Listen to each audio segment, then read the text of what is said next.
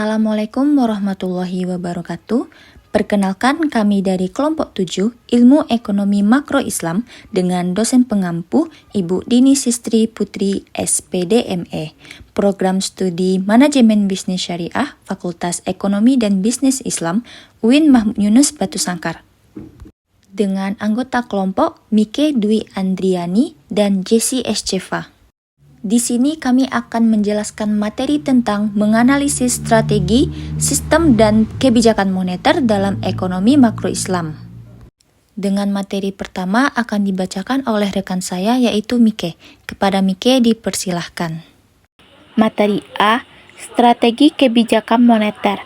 Kebijakan moneter merupakan instrumen penting dalam pengelolaan ekonomi makro suatu negara. Di Indonesia, Bank Indonesia sebagai otoritas moneter memiliki mandat untuk menjaga stabilitas nilai rupiah yang tercermin dari tingkat inflasi dan nilai tukar yang stabil. Strateginya yaitu 1. Mengatur jumlah uang beredar dengan prinsip syariah, yaitu dilakukan melalui instrumen syariah seperti suku, giro, wadiyah, atau mudharabah antar bank.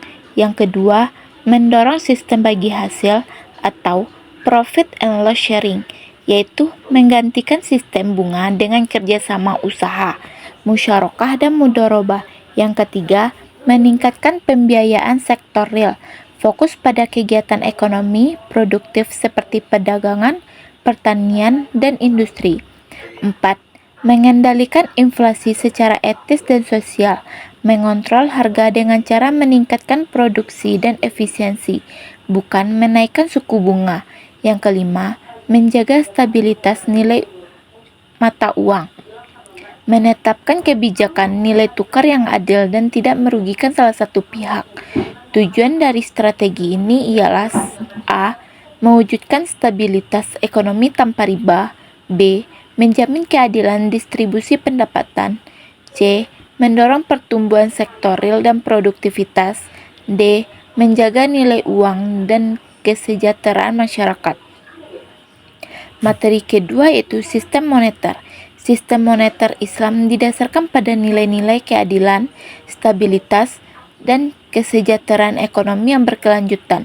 Dalam sistem ini, uang tidak dianggap sebagai komoditas yang dapat diperdagangkan untuk mendapatkan keuntungan, melainkan sebagai alat tukar yang digunakan untuk transaksi ekonomi yang nyata.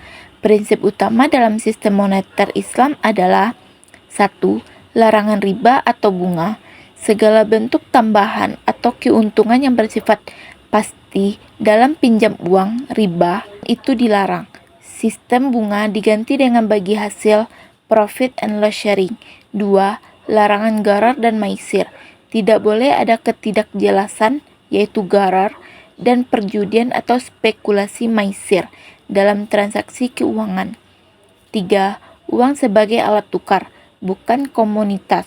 Dalam Islam, uang tidak boleh diperjualbelikan untuk memperoleh keuntungan, tetapi hanya digunakan sebagai alat tukar untuk kegiatan ekonomi produktif. Yang keempat, keterkaitan dengan sektor real.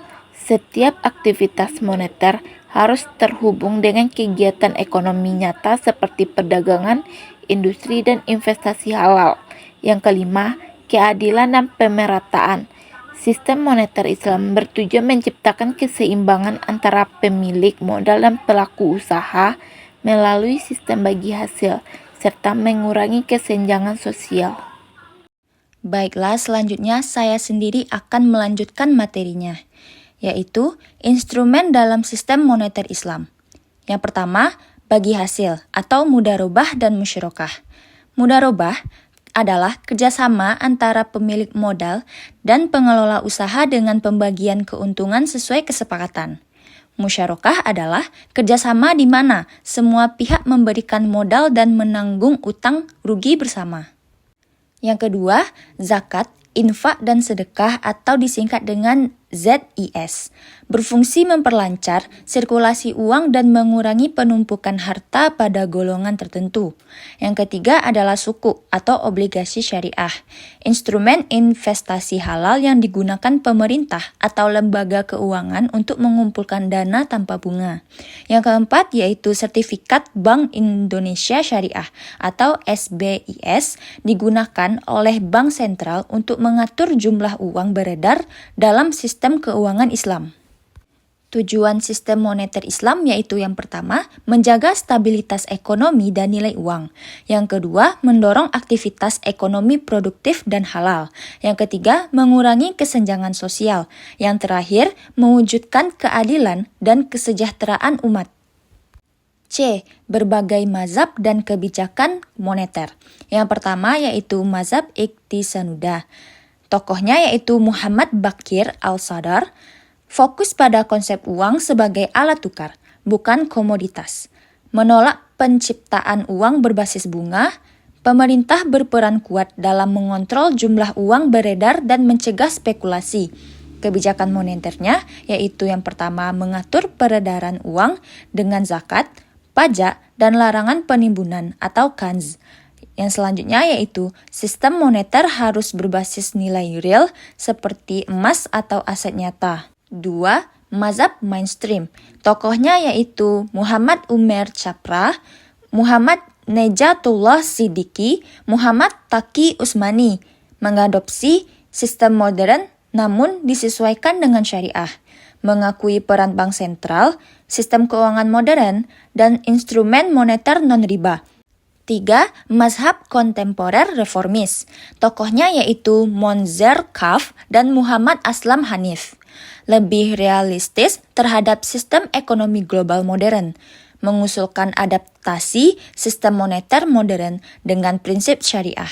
Kebijakan moneternya yang pertama menekankan stabilitas moneter melalui pengawasan bank berbasis zakat dan produktivitas real.